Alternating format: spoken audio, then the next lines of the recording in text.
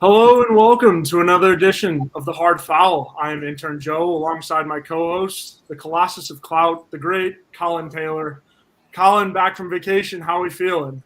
I am feeling great. I come back and I go on vacation and everything decides to happen, but we're here. We're live after South Carolina just absolutely drubbed LSU. And I usually tweet Wrigley pictures when things aren't going well, but I decided to bring Wrigley in for the little bit here. She's pregnant. She is due in like 10 days. So she's a little sad and lethargic, but she's going on a nap here in a little bit. So we're bringing Wrigley in, and she's enjoying the South Carolina success here as I set her back down. Absolutely. Yeah, it's been a big weekend for the Gamecocks. Obviously, the men's team winning at Ole Miss, and then the women's team catching a dub over number 3 LSU, and arguably the biggest women's game of the year. So yeah, a lot to get to today. But Collyn, you want to tell us who we are sponsored by? Yeah, absolutely. We are sponsored, as you can see up top here, presented by Clint Hammond of the Movement Mortgage Network. Clint, a great guy, big old Gamecock fan, a guy that loves to watch South Carolina succeed, but also wants to help you find a home, find a place that you can call yours. As you can see, branch manager there, all of his information right there, his NMLS number. I'm going to get that quicker next time. You see his email, you see his phone number, you see everything about him.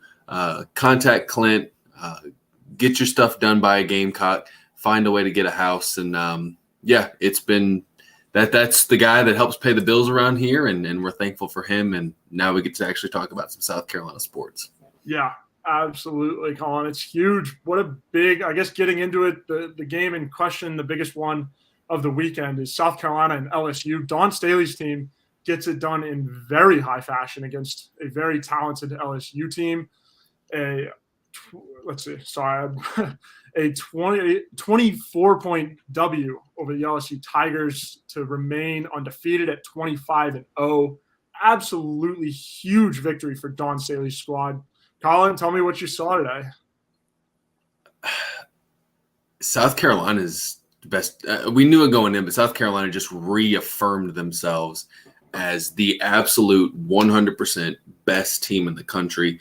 I don't know if there's a team right now in their same stratosphere when we're really looking at it.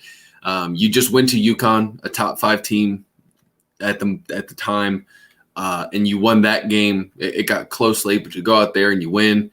Then all of a sudden, you come back, game of the century, game of the year in women's college basketball, maybe college basketball overall, 1 versus 3. Angel Reese coming, LSU's undefeated, you're undefeated. And you come out there and from the jump, just boom, 6-0 run. They have to call timeout. And then every time LSU came back and made it close, you went out there and threw another haymaker. And one team came in as the best team in the country, and one team looked like the best team in the country. One team looked like they had been there before. This is not new to South Carolina. They came out there and said, all right, these are we've been here, Aaliyah Boston, Zia Cook, Bree Beal, all of these people are like, okay, we've played in a national title game. We've played in these kinds of scenarios before.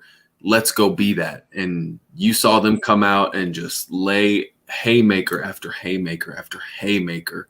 You outscore LSU by 9 in the first quarter. You outscore them. I'm looking at it now. The second quarter was close, but then 22-16 in the third, and then 24-16 in the fourth. So that was a heavyweight fight that South Carolina went out there and just absolutely freaking dominated. Yeah, absolutely. And I mean, it was a domination from the start. We saw that 6-0 run, and then they just kept pouring it on. Kim Mulkey was very, very upset calling that first time out. You could see it. She was not happy. She kind of saw how the game was going. And I mean, you're right, Collyn. This is a team that looked like they've been there before. And, South Carolina showed it from start to finish, really all of the experience. You got a lot of points from your starters, obviously 14 from Aaliyah Boston, 10 or 11 from Bree Beal, and then 18 from Camila Cardoso, which is huge. The bench is another thing that came into play here. And, when we had our guy Chris Wellbaum on, Wellbaum talked about how deep this team was, and I think that's really key here, going down the stretch and into the NCAA tournament. Wellbaum told us, that South Carolina's bench could be a top 10 team. And, today it showed. Cardoso has a lot of length and showed it today, leading all scorers.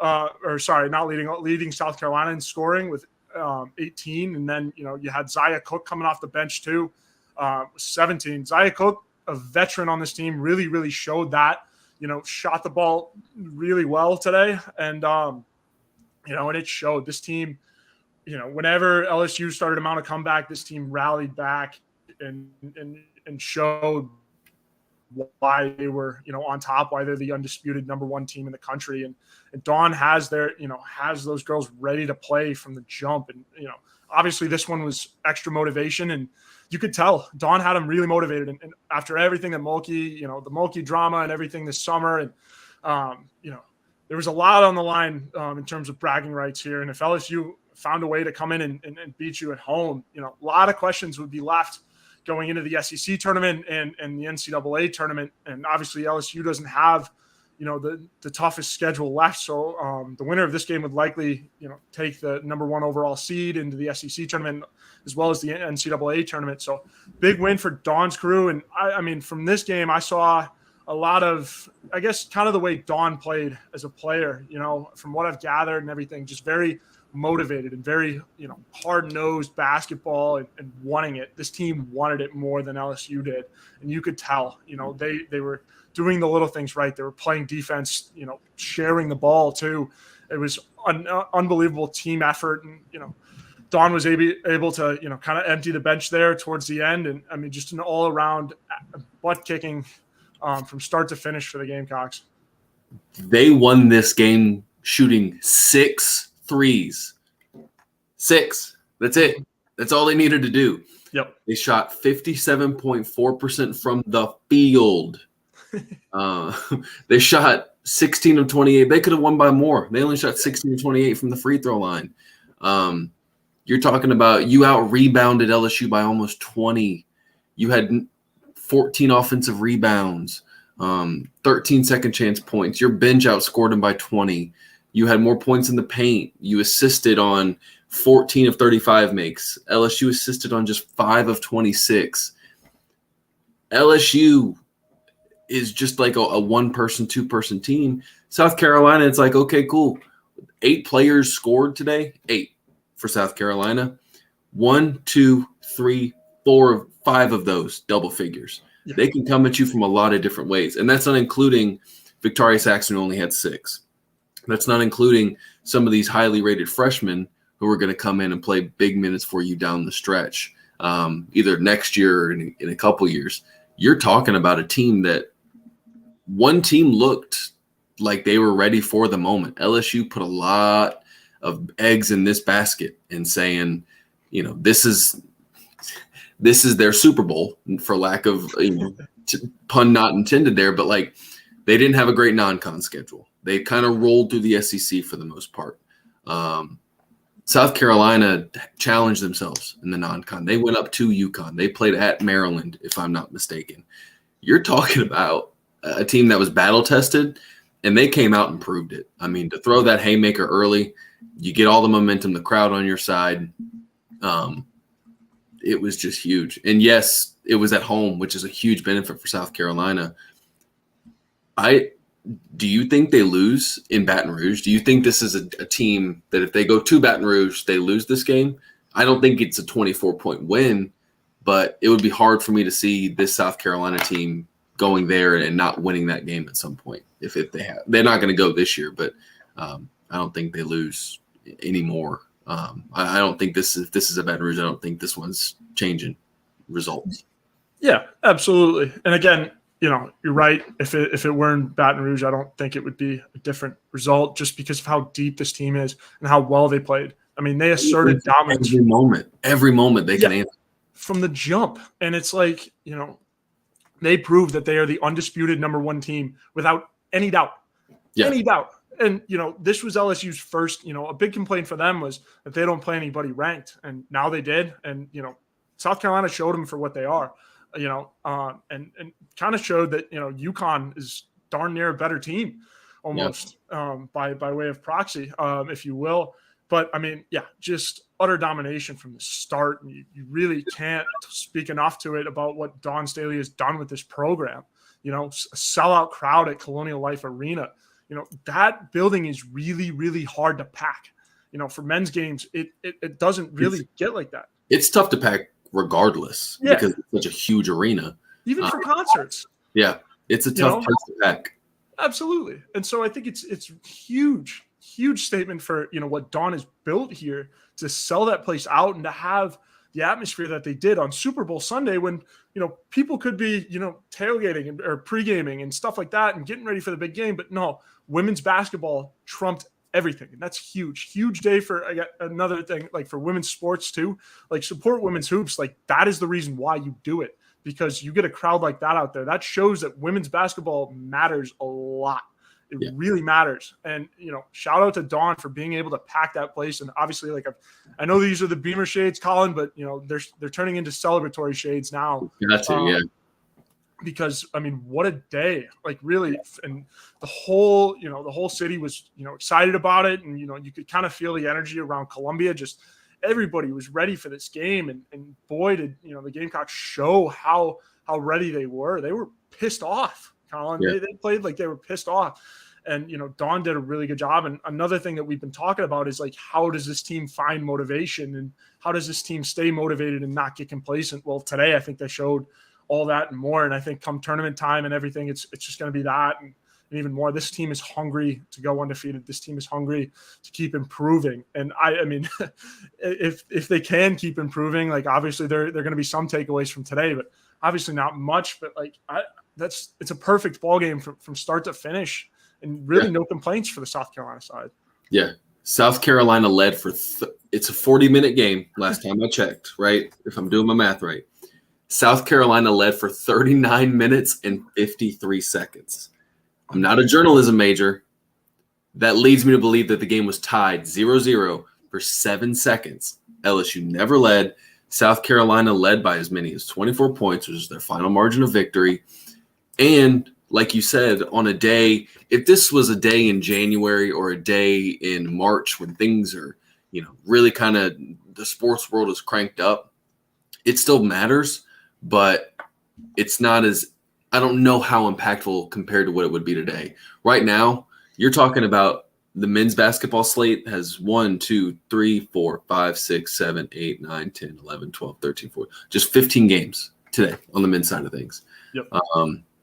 Then you're talking about one game later today everyone's going to be paying attention to. Then that's about it. Like there's not a whole lot of sports going on right now. The NBA had some stuff, but like the eyes of the sports world were really on Columbia, South Carolina. Yeah. And South Carolina went out there, threw a haymaker, and just never stopped landing body blow after body blow after body blow. And I've talked about it before on my radio show that you can listen to Monday, Wednesday, Friday, not I think 9 to 10. It's just a boa constrictor, man.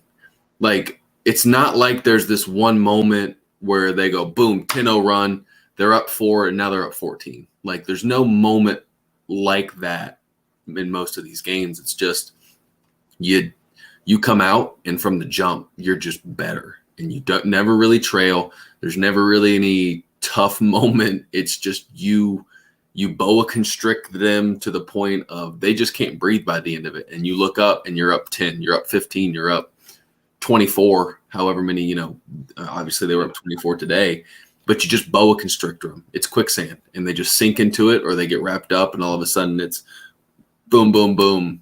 You're done. You're cooked. Yeah, absolutely. And again, like, on a day that you're competing with the Super Bowl, and that was a couple questions like, are they going to pack the place? And sure enough, they did. I mean, it was great atmosphere. I mean, obviously they would have won if they were still in Baton Rouge had they played like they did today. But I mean, the home crowd definitely helped with that, and to be able to kind of I guess compete with the Super Bowl and like everything that's going on. Women's hoops took a forefront on ESPN. And the energy level and just all of You literally cut from Super Bowl pregame coverage to Columbia, South Carolina, Colonial Life Arena. That was really cool. South Carolina finds ways to they win ball games, man. And, you have these kind of changing of the guard kind of games. You look back at when South Carolina beat UConn at CLA, that kind of signified, all right, it's, tables a turn now. This could have been one of those games where LSU comes out, goes into a hostile environment, and wins, and then all of a sudden it's like, all right, now it's a two-headed monster in the SEC. No, South Carolina said no to that and just went out there, slapped them, and boom, and just said no. Like, we're king of the mountain here. This is us, and you gotta, if you want to win the league, if you want to win the NCAA tournament, road goes through Columbia, and they asserted that again today. Yeah, absolutely. And I guess my final note on this game is, like, my favorite part about it was that the Beamers kind of blended in.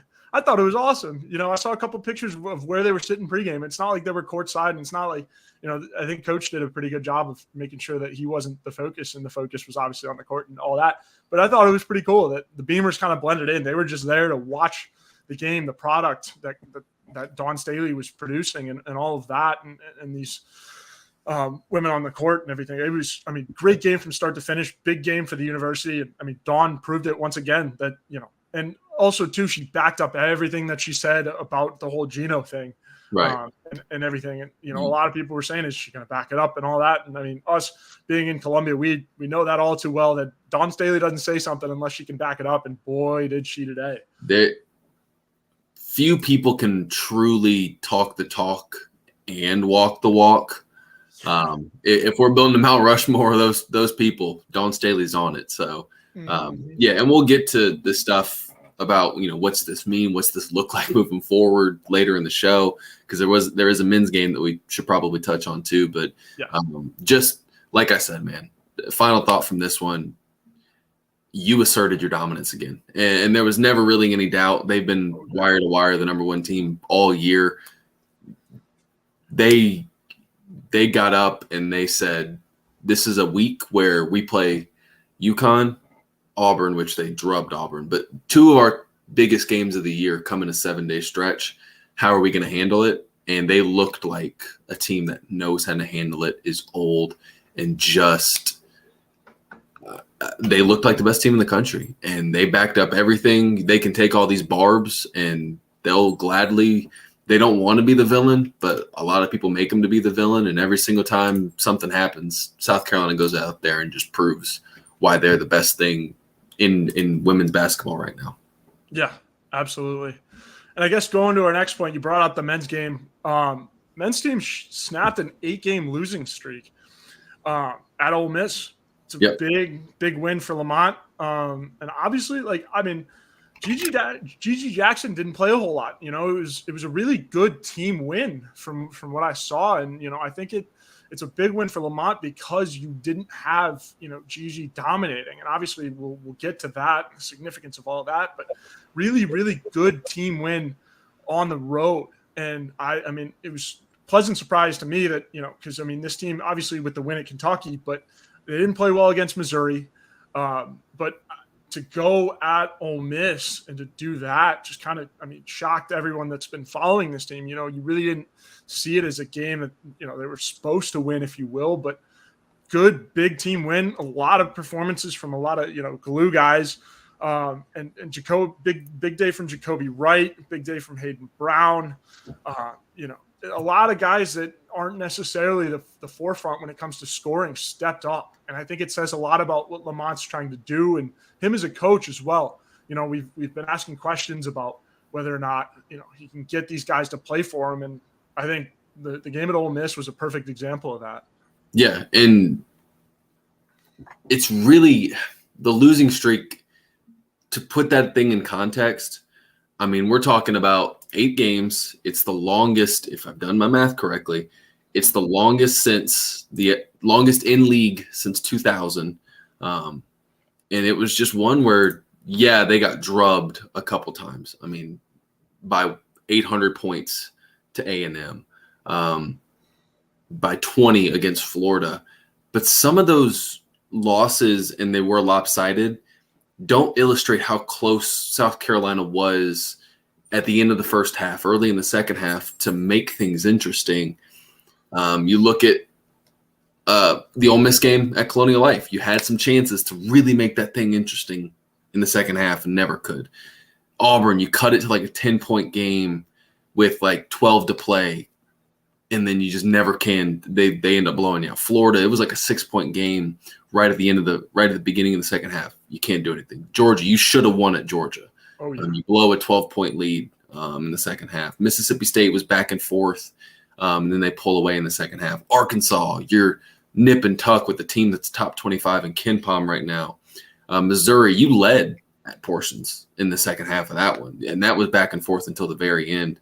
They have been so agonizingly close. If you're Lamont Paris and that team, first of all, to get a win in what is what they knew was probably going to be a rough year one to build this culture, to get a win says a lot.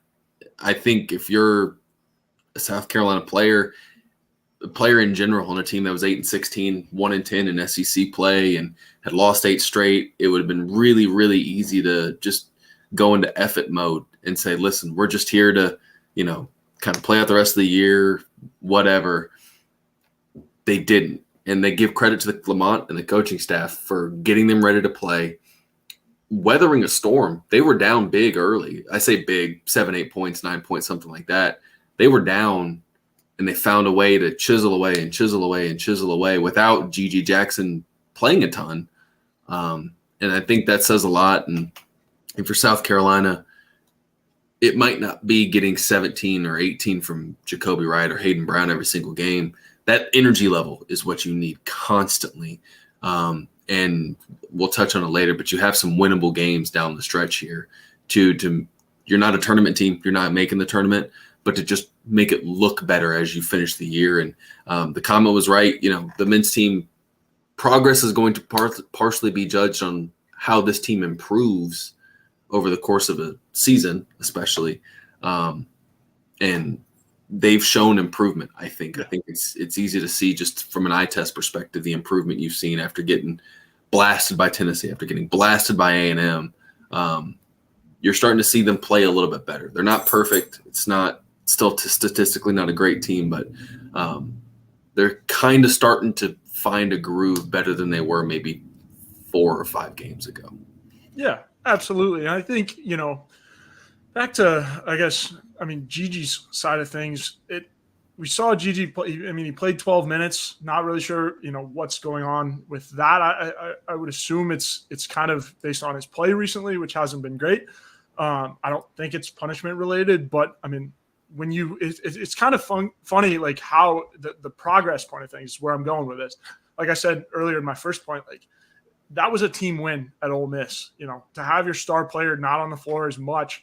I think it says a lot about progress. And especially like a guy like Josh Gray, 13 rebounds. He only had 3 points, but 13 boards, 3 offensive and 10 defensive.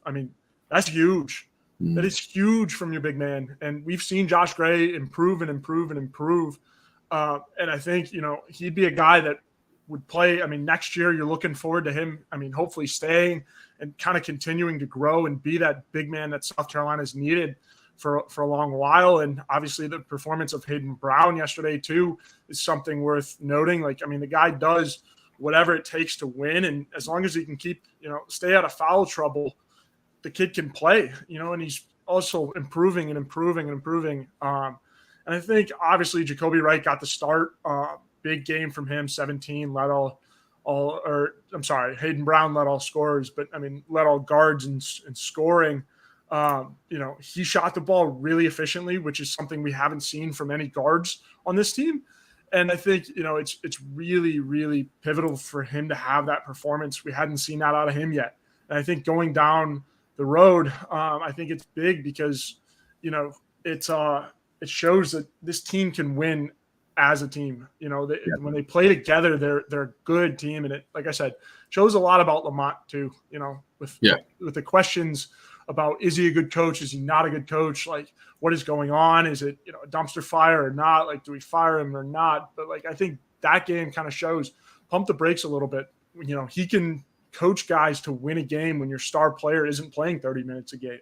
Yeah. And, I think it's huge for Lamont and in that way. And two, I mean, I guess, Collyn, I want to ask you your thoughts about Gigi. I mean, my thoughts personally, it's just, I don't think he played as much just because he hasn't been playing that well. And, obviously off of at Missouri, didn't have the best game in the world, but also, got his points and everything. And he went live again once they got back from Ole Miss. And obviously, I tuned in for that one. He didn't say anything controversial or anything like that, thankfully. But, his main focus was, obviously, like, he was saying that he wanted to play more, but he was happy with the win. And that's what I saw the most from Gigi is like, at this point, he's turning into a team player. And with the recent live after Arkansas, I think that's kind of what taught him everything, or what, gave him the lesson of being a team player. And that win certainly shows that you gotta be a team player if you want to win games in the SEC, especially like where you're at right now. It's got to be a team game if you want to string together some wins here down the stretch. Yeah, and with Gigi, I'll even say he played well for the most part down there at Missouri. You're talking about 23 points on 8 of 12 shooting, got to the free throw line 7 times. You'd like him to rebound the ball a little bit better and maybe have a few more assists, but scored the ball. 23 points, scored the ball pretty efficiently, really efficiently, actually. Would like to see him rebound the ball a little bit better, but came off the bench and played really well in a game where South Carolina had arguably its best offensive performance of the season, just in terms of how efficient it was. Yeah. The defense needs to get cleaned up. So my thought process, me personally, no inside information on this specifically, but you like the way he played there. Maybe he gets into a little bit better flow, can kind of see how the game's being played, kind of get into a flow sitting on the bench, then come in and just didn't have it. Didn't have the juice against Ole Miss. 4 turnovers in 12 minutes, no assists. Shot, I'm looking at the numbers now, 2 of 5 from the field, which isn't terrible, but just didn't look as engaged maybe as he needed to be, and sat and allowed more shots for Jacoby Wright, who's been playing well. We'll touch on him. It allowed some other things, and I think you're seeing with a guy like Gigi Jackson, it's important to remember he turned 17 a month and a half ago, or 2 months ago. Or he turned 18 2 months ago. Was 17. He was 17 in mid-December. He's going to have those moments of immaturity. You talk about that Arkansas live afterwards. Frustration builds. He goes to Instagram to vent it. Apologizes afterward. Moment of growth. Then you see some, lack of engagement at Ole Miss. He sits. People want to make a big deal about him on the end of the bench. He's 18, and people can say, well, no excuses, but we confuse sometimes excuses and reasons because we forget sometimes too the pressure this kid is under. And I say kid because he's 18 years old. The pressure this guy's under because he's been billed as the next thing. He's a Columbia kid being at the university. The spotlight's on him. He's a projected lottery pick. There's going to be moments like Arkansas afterwards, like the Ole Miss game, like the Tennessee game, where you grow from it, or you hope to grow from it. And every time, I'll give him credit. Every time he's had one of those moments, he responds. Tennessee storms off the court after the alma mater gets benched, comes back 16 points on 6 of 10 shooting at Kentucky in a win. Arkansas does what he does there, then comes back 23 points on 12 shots against Missouri. Didn't have a great game against Ole Miss. What happens? I forget who they play. What happens Tuesday against Vanderbilt? What does that look like for him? So I think you're seeing a dude, and another point that I think needs to be made, he's never been through this before. He's been the guy. At Ridgeview, he won 2 straight, I want to say, state championships. It happens, and he's going through losses. They were 1-10 in league play before Saturday. He's never been through that before because he's been on teams that, for the most part, won big. He hasn't been through a season where they're 8-16 or now 9-16. He's never been through that, and I think that when you do something, it's easy to get frustrated, and he's learning how to handle that frustration at this level. So that's where I think it is. Do I think he's been perfect this year? No. I think Gigi would even say that. But I think it's also important to remember the reasons why we're having some of these discussions is because he just turned 18 in December. He's learning how to go through the ups and downs of a 30-plus game season. While being a teammate, while being the guy, while doing all these things. And you're going to see a lot of that. And the freshman wall is real, man. And even Lamont Paris said it going into SEC plays. Like, if he doesn't hit it, he'll be the first freshman in the history of the world to never hit a freshman wall. Yeah. So I think you've seen moments, and now it's about, there's the old cliche about life's 10% what happens to you and 90% how do you respond to it. And every moment that he's had that's been, noteworthy, newsy from that side of things, he's responded in the right way. And I think that says more about Gigi than some of the other stuff that's gone along with him. Yeah, absolutely. I mean, I guess closing down the men's basketball segment here, I agree. I think, he skipped his senior year of high school, and so he has never been in a leadership position. I kind of talked about it on the Welcome Home podcast when I did a guest spot there, and I kind of talked about it on last Sunday with Mike. Gigi hasn't had to be a leader in any sort of basketball situation yet. He's always kind of been the young gun with so much talent, and by skipping his senior year, there was never really any leadership opportunities placed on him. And I like RL's, point about the freshman wall. Like, absolutely. Even when you're from Columbia, you do get a little homesick because you get used to you're away from home. And especially, leaving that early at 18, you never really got to prepare yourself, I guess, for college life and get yourself used to being away from home that much. And, all my friends who go to Notre Dame, they say they miss home all the time, but yet home's, 10 minutes away. It's definitely a real thing. And the freshman wall is definitely a real thing. And for Gigi to be going through that right now is entirely normal. And, I agree, Collyn. I think we'll see a big bounce back game against Vanderbilt on Tuesday. It's back at home, you're off the road and stuff like that. You get to, at least kind of settle back down a little bit. In your own bed. Yeah, exactly. It's right. Yeah. And yeah, I think, and we'll talk about that too, about what's next for South Carolina with 6 regular season games left. But I don't think we can leave this without, we've talked about finally getting over the hump. 2 of the guys that really helped with that were Jacoby Wright and Hayden Brown. Jacoby, I did the math this morning, so I'm putting it out here in the world today. I wrote an article about it. Over his last 5 games, they're 1-4 in that stretch, but over the last 5, they've had 4 of their top 6 offensive efficiency games, best offensive efficiency games in league play. And it's coincided with Wright kind of being one of the catalysts offensively there. He's playing 31 minutes, which is not something he could have done at the beginning of the year. They even talked about it. Like, he just never been asked to do that. So he's growing into it, averaging 10.4 points over the last 5, shooting 47.4% from the field, 52.6 from 3. And it has a plus.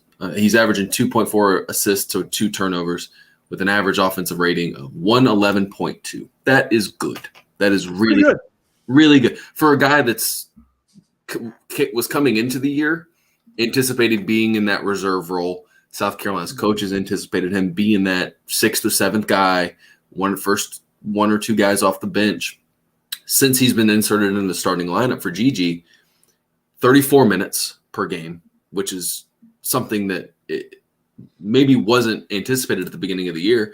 in talking to people, they didn't necessarily think he was going to be able to shoulder that kind of load because he's just never been asked to do it. But averaging 14 points, shooting 60% from the field, and 55.6% from three, has a 1-to-1 assist to turnover ratio, but it has a 114.5 average offensive rating.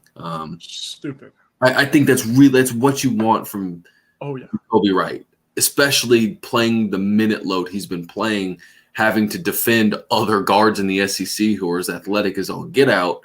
That's what you want from him. And he's been a really good defender too, for the most part. So that's what you want. And Hayden Brown, I won't share what I have typed up in our show notes about him because it's probably not safe. Laughing about it. It's not safe to work, but in a good way. But he's just a glue guy, man. And he probably got a reputation early in league play for being a guy that fouls a ton. So that was kind of he struggled with foul trouble, but he's shown when he's been in the game, he can be that guy for you. Just a guy that helps impact winning in a good way. 18 points on 6 of 13 shooting, if I'm doing my math right. Got to the free throw line 5 times, made 4 of them. Didn't turn the ball over. You'd like to see him, if he's playing more of a 4 spot, probably rebound the ball a little bit better. But he impacts winning, man, and that's what you need from him. And he just makes winning plays. When he stays on the floor, he's a good leader, a dude that you might not rely on 18 a night from him, but a dude that's going to give you everything he's got and try to do it as efficiently as possible. And South Carolina's better when you get good minutes from Hayden and you get good minutes from Michi, who I'm looking at it now, 13 points, only 1 of 6 from 3, but 4 or 5 from the free throw line, including 2 huge ones, 3 assists, a really good outing for him, which is what you needed from that dude. And you need him to be maybe a little more efficient, but get you what you need. Yeah, absolutely. And I mean, I guess closing that, Hayden Brown really impressed me at Arkansas during the Arkansas game. He was fighting for everything and again kept his hands to himself. It's crazy what can happen when he does keep his hands to himself and he can do some great things, especially on the boards in support of Josh Gray. And I think those two kind of lift each other up. When Josh Gray's getting physical and getting boards, Hayden Brown elevates his play there too. So I think it's yin and yang, and I love the combination. And, I hope, again, this is my pitch for Josh Gray to stick around because I really hope he does and he can, do something here. But I love those two down in the post. And I think and now you got another shot too with those guys. Transition, you got 6 league games left. Or you have 1 more in the tournament guaranteed, but 6 regular season league games left. How, Intern Joe, do you take what you saw against let's be honest here, a not good Ole Miss team, an Ole Miss team that's not very good? How do you take that and move it forward as you play 2 really winnable games over the next week against Vanderbilt, who's only 20 spots ahead of Ole Miss in the KenPom numbers, and an LSU team that, from a KenPom standpoint, is worse? How do you kind of move forward and extrapolate out over the next 2 games, especially? Yeah, I mean, I think moving forward, both those guys have shown what they're good at, and that's getting gritty, getting on the boards, and cleaning up. And I think when, for some reason, Lamont has this team. I mean, I saw it against Arkansas. This team gets really, really, really excited when, they get gritty boards, and I love that. I think that's a great point for the year 1 of the rebuild, to get this team really excited when you can get in the post, grab boards, and stand and bang a little bit. So I think that's kind of where it starts, especially at home too. Against Vanderbilt, I think that's really, really what you got to do is have these two, the Bash brothers, if you will, get physical in the post and really get greedy with rebounds and stand and bang pretty much. And I think that kind of opens it up for the guards. The guards play a little bit more freely when they see their big men going up and grabbing boards over people and stuff like that. And, we saw it with Michi, how he heated up against Arkansas, and we've seen it with Jacoby Wright. I think it's really, really, really good for this. When the bigs are playing well, which, I'm shocked that I'm saying this because South Carolina never has really had big men play well. This year, especially, it's been tough. Yeah, exactly. And so for the big men to be playing well, and especially Josh Gray starting to come into his own, I think it's huge. And when you start to get big men playing well, and I think that's just kind of been the theme of college basketball recently, is you need stable big men. And when you have that, you will start to win games and start to turn a corner a little bit. So I think it's huge. But going forward, you got to get gritty again, in the boards and in the paint, because it'll open up your guard play. It'll, let the guards kind of run in transition a little bit more. And that's how these guards play. Michi, is very free flowing and likes to take shots, off the fast break and stuff like that. And Jacoby Wright a little bit more the same. These guards like to go. And so when you get boards like that are, physical and get the crowd up a little bit from a rebound, and then you have the guards kind of coming up with a little bit of steam, I think it's huge. And so that's how you're going to win games going forward. Personally, that's, you got to win Vanderbilt, and then LSU's another tough test. And then you got Alabama and Tennessee back to back. Alabama's a home game, and, I will get into what's next, I guess. But I think, going here forward, got to get the boards, man. And that's, you have to play good defensively. That's South Carolina is so tied right now because they're so young and so young from an experience standpoint. If they don't play well defensively, or if they don't play well on one end of the court, it's tied into everything else. They struggle. If they're struggling offensively, it bleeds over defensively. If they're struggling defensively, then they tend to rush things offensively. And they weren't great offensively against Ole Miss, only 97.8 points per 100. But what they was fantastic defensively. And Ole Miss is not a great offensive team. But you're talking about allowing 93.2 points per 100 possessions. By far and away your best defensive performance in SEC play. Your next closest was against Ole Miss at Colonial Life, where you allowed 101.8. After that, it goes to Mississippi State. So you have to continue to play well defensively because that bleeds over and allows you to play well offensively, because this team's so tied to that. So until that separation happens, you have to have that tie essentially to, if you're playing well defensively, it takes over. And this is, you have 6 games left. Ken Pom doesn't project them to win any of them, percentage wise. Law of averages tends to say, hey, probably they have shots to win them, I think. Yeah. Vanderbilt is one of them. LSU is not a good team. They've lost a gazillion straight. It feels like, they've lost. They started 1-0 in SEC play and have now gone. They've lost every single game since. They haven't won since December 28th. They haven't won it in this year. This calendar year, they have not won a basketball game. Yep. 1-11 in league play. That's a team you have a shot at beating. Yeah. Then Alabama, Tennessee, and Mississippi State are tough tasks. Mm-hmm. 2 of those being on the road. Mississippi State's hot. Right. And that's a really good defensive team. Bad offense, really good defense. Then you close at home against Georgia, a team you, in all intents and purposes, should have beat on the road already this year. So certainly think they have some winnable opportunities down the stretch. But it starts Tuesday. That was a Vanderbilt game that was nip and tuck for most of it anyway. Yeah. And now you get them at home. That was an overtime game. Vanderbilt probably should have won that in regulation given the fire drill that happened late, but it was nip and tuck for most of it. And this is still a Vanderbilt team that, yes, lost to Grambling, lost to Southern Miss. This is not a great Vanderbilt team, but is playing really well of late. They've won 3 straight. They've a 3-point win at home over Ole Miss. They beat Tennessee on a buzzer beater, a good Tennessee team. And then you go to Florida and you win by 8. Liam Robbins is playing really well right now. He had 32 against the Gators, has scored in double figures in his last 3.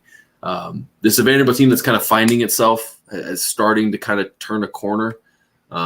So now it's about, can you, if you're South Carolina, build on what you've done and make it a game and see if not being in there at the under 4 timeout. And certainly when you look at it, you can make a case that 3 of the final 6 games for South Carolina, you have a legitimate shot to win those games. And it's not going to be easy. Alabama and Tennessee State are going to be really tough, and you could paint ways that they win. I don't know if you necessarily expect it. But Vanderbilt, LSU, and Georgia seem like the 3 most likely winnable games down the stretch. And you can absolutely paint a picture of that happening. And which is the exact opposite of the women, who have, I guess it'd be 4 regular season games left before the SEC tournament. Intern Joe, do they go undefeated? Collyn Taylor, yes, they do. I think so too. Yeah, absolutely. I mean, when Wellbaum said it, nobody knows women's basketball better than Chris Wellbaum. I agree. Our guy. And like when he said that he would be was expecting that this team would, go undefeated rather than lose 2 games. I agree after that performance. I agree completely. Yes. And when Wellbaum said that, I've been using that take with all my friends and everybody. And, my grandmother, shout out to her. She's a big Notre Dame women's basketball fan. So she goes to every game. And, I called her this morning and she was like, so what's going to happen? She's like, are you guys going to go undefeated? I'm like, oh, yeah. I'm like, today's going to be a blowout. She's like, are you sure? I'm like, absolutely. Yeah. And sure enough, they did it. And, I think this team is going to go undefeated. They got to watch the NCAA tournament. It's obviously tough. There's a lot of games, 64 teams, but again, I think that you just beat your biggest competition by a boatload. So I don't really see anything there, but I guess my only concern going forward is, something crazy happening in like the Final Four or whatever, when they get, matching up against good teams in some kind of fluky game. But I mean, after today, I think Dawn's squad, and even after Storrs up in Connecticut, Dawn's squad shows that they can win those fluky games, and they can also, use any kind of motivation you give them. Don't give this team motivation, Collyn. No, they're going to shove it right back into your face. Because, and Dawn's really good at that, and that's how she was as a player. That's how she is as a coach. She loves that. She loves when she gets that extra motivation. So, nobody's going to beat them. Tournament time's always a crapshoot because it's so reliant on matchups. It's so reliant on if a team's ready to play, can they make the quick turnaround if you win a game on Thursday or Friday. This South Carolina team's kind of proven at times it can win ugly. They haven't played their best game at times, but they've found ways to answer the bell. And I mean, let's just look at their regular season. Yeah, Florida at Ole Miss. Wellbaum knows the stuff better than I do. I don't think they're all that great. And then at Tennessee's probably your biggest trip over thing because that's on the road. It's at night. And that crowd's going to be into it. And you come home and play Georgia to end your regular season. That's a Georgia team you beat by 17 on the road, if I'm doing my math correct. You go into the SEC tournament, I think, undefeated, period, undefeated. And I think that's now you get into the question of can they run the table? They've won 3 games in 3 days plenty of times before. Can you do it? And then can you find a way to do it in the NCAA tournament? And I think that this is a South Carolina team that has every piece you need to be undefeated. Old, talented, National Player of the Year candidate, a really good glue girl in Bree Beal. You have everything you kind of need to do that, and a mix of talent off the bench to go along with it. So, I don't see them losing in the regular season. And then, I mean, if they play the way they have, especially of late, and they've kind of found their groove, you're talking about a team that's going to really, really, really, really, really, really, really, really, really, really, really hard to beat in March. Yeah, absolutely. And I mean, RL's point is perfect because they are so deep. I mean, you play anybody and still go undefeated. And Right. Dawn understands, that point that RL is making. I'm sure she's thinking about it too. Like down the stretch, you don't have to wear out your starters to win games. You really don't. Aaliyah Boston can play, 20 minutes, or, even 8, like some odd, like bench minutes, if you will, and still get hers and still be named the Naismith, player of the year and stuff like that. You don't have to wear out your starters. I appreciate the point, RL, because like it's a great one. You really don't have to wear out your starters for the rest of the year and even into the SEC tournament.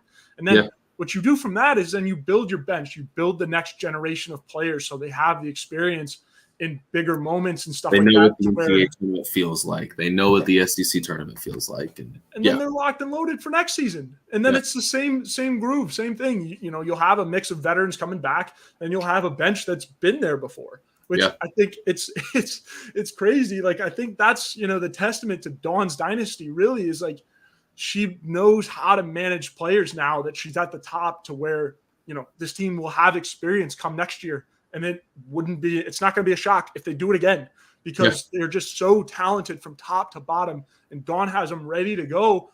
And it's crazy. It shows you the true genius of Dawn Staley because she understands that. She understands how to do it and have her teams ready to go. And it's not like she's going to have, 3 players coming off the bench that are ready for this. She's going to have the entire bench and like everybody competing for a spot. And like, again, same deal next year, another top ranked recruiting class coming in. And you already have Chloe Kitts here, which is huge. And it keeps going and it cycles, and it just proves how great Dawn Staley is in this dynasty and how she's going to keep building and building. And it just keeps getting better and better. And the end, really, the only end in sight is Dawn retiring, really. Yeah. Or unless, you find a way to pull in a not number 1 ranked recruiting class. Yeah. And it's just a testament to what she's built.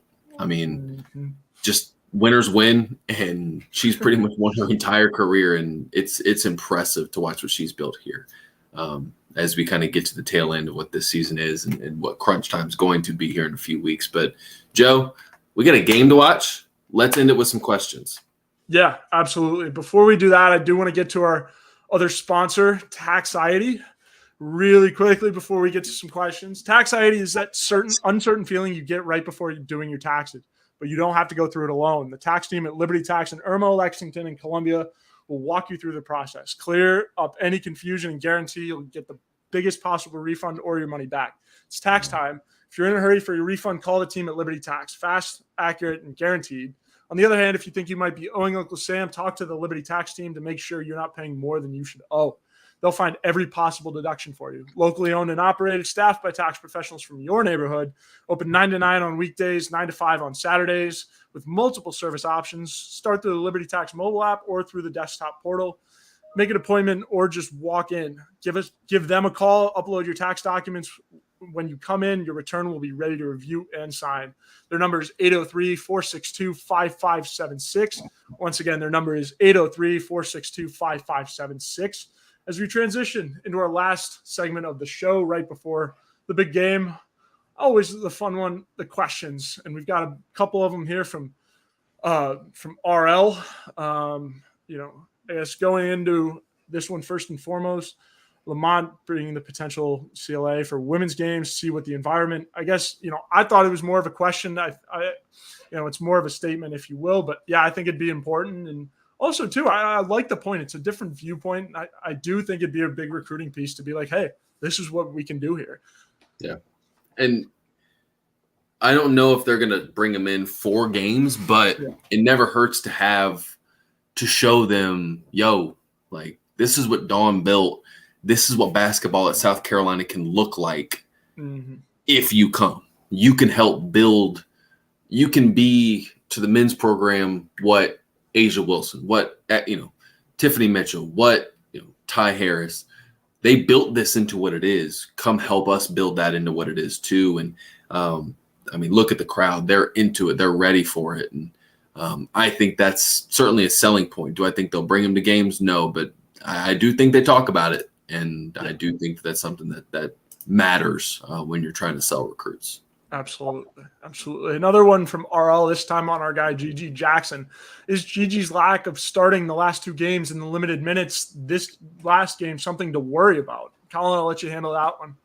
I don't think it's something to worry about. We've talked about it.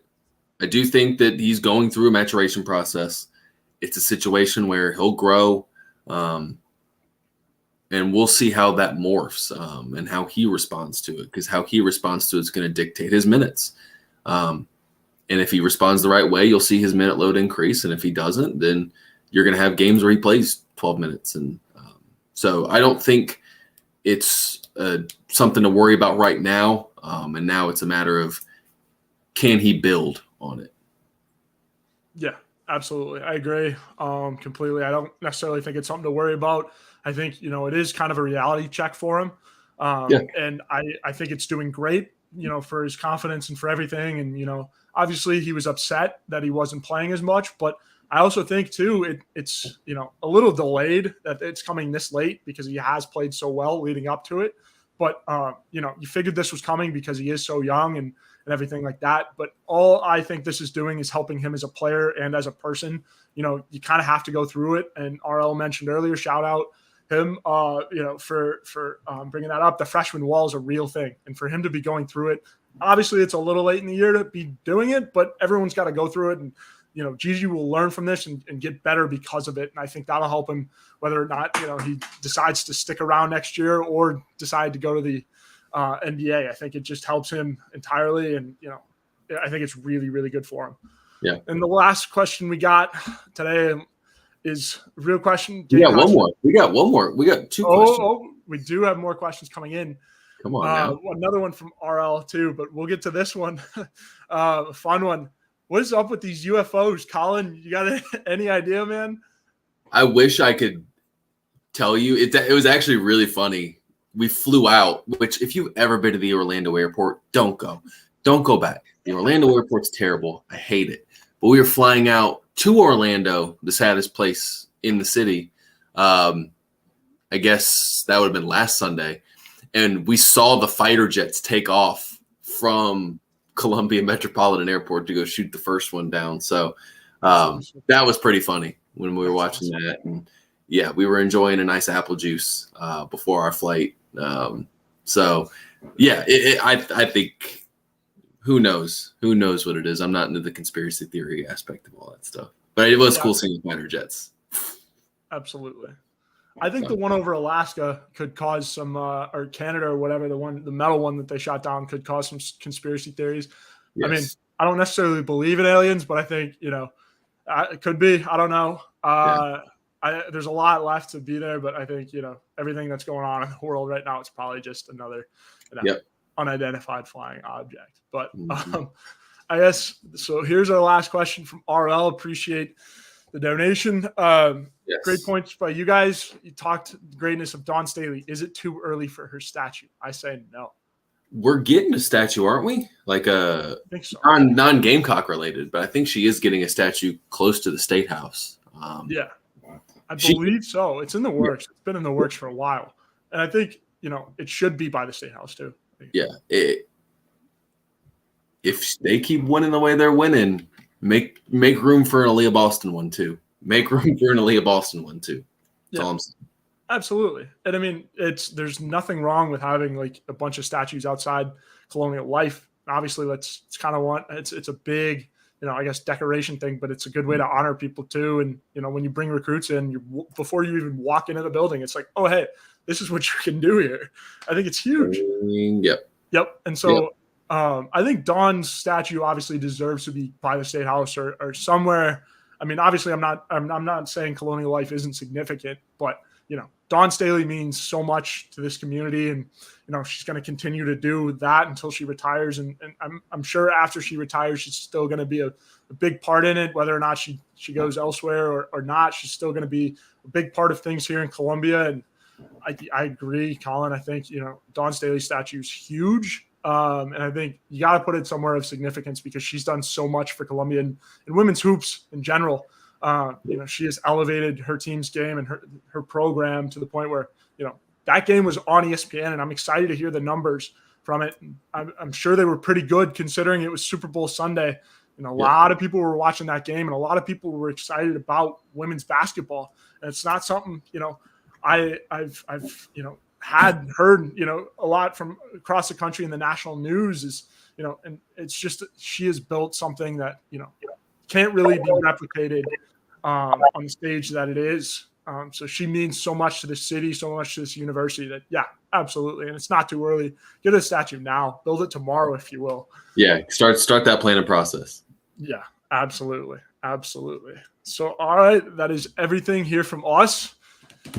Collyn, get yourself some apple juices for the big game. We will see you guys next week. Thank you for tuning in to the Hard Fowl. See you guys next week.